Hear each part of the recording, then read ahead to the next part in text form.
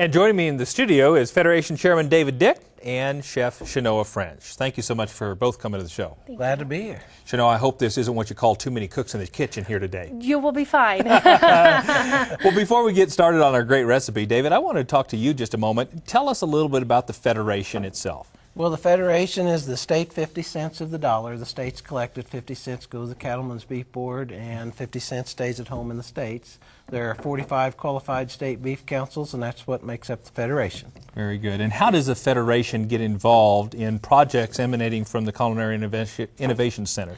Well, there are a lot of things that 50 cents can do, and through the Federation we do a lot of recipe research, which is part of new product development, and we get things that Shenoa brings to us that are easy to do at home and tasty just the same. Absolutely, and it looks like she's already started. Shenoa, tell us what we're cooking today. Well, today we're going to do a different take on your traditional pot roast. Okay. So this is called the Southwest beef pot roast, and what I have is usually a 3 to 4 pound bottom round. All right. So this is one of our lean cuts that we've used, and I've started rubbing a little bit of cumin.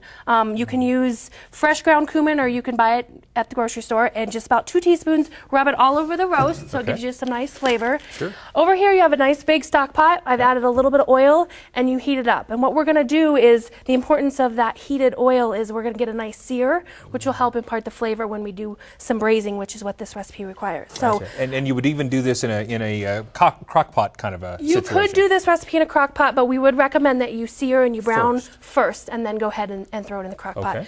Crock pot is if you're going to want to start in the morning and let it run all day. Gotcha. In here you can do it in about 2.5 to 3 hours on the stove top. So a little bit of oil. As you see, I've rubbed a little cumin on there. I'm going to add a little bit of salt and pepper to the same top and season it as you wish. They call for about a half a teaspoon. I'm going to start, this had a little bit of fat cap, so I'm going to start with that down, just to kind of render some of that off. So you get a nice sear on there, medium heat. Add just a list of those little sprinkles on here. And what this does is you just kind of let it brown on all sides. So hot pan, you'll hear a little the sizzle. Let it wait until it releases, and then you'll go ahead and flip it and move it around all sides. Very good. So I'm going to let this go. This recipe is a really quick and easy That's recipe. good, quick and easy. Yeah, we so like we that. thought that anybody could do this at home. Well, that's what our consumer research tells us too, that it has to be quick and easy. Yeah, this one's not under the 30 minutes, but it's less than 30 minutes prep time for sure. Right. So this is 2 cups of salsa. Pick your favorite kind. Right now they're doing a lot with chipotle salsa or a green salsa verde, whatever you like. And then it'll be 2 cups. As soon as we get this all browned, I'm going to go ahead and flip this to the other side. You'll add the salsa in there and go ahead and put a lid on it. So, and your salsa will come to a little bit of a boil, which is what you want, and that's simmering. And then we're going to add a lid to it. Turn the heat down to like medium at the highest. You want to make sure that when you put your lid on there and you're going to cook it for about 2.5 hours, that you don't run out of water, because that's the braising process. If you need to add a little bit of water back in, you can do that, but you'll put a lid on tight, and then you let it simmer until it's fork tender. And that's the term that we use for end doneness with any braised product. A lot of times when we're cooking steaks, we talk about medium rare is 145 or that, and we don't have a degree of doneness for braising. It's just fork tender. Gotcha. Okay. So I'm going to go ahead and it's looking this guy out. good. Yeah. So get a little bit of flavor. And you said probably about 3 hours or thereabouts. 2.5 to 3 hours, kind of depending on altitude and the heat. You'll add this in there. You'll see that you get some good sizzling. So you'll bring the salsa up to a little bit of a boil. It's a little different than the old carrots and potatoes in a pot roast, isn't it, David? Onions too. Onions too. So spin that around.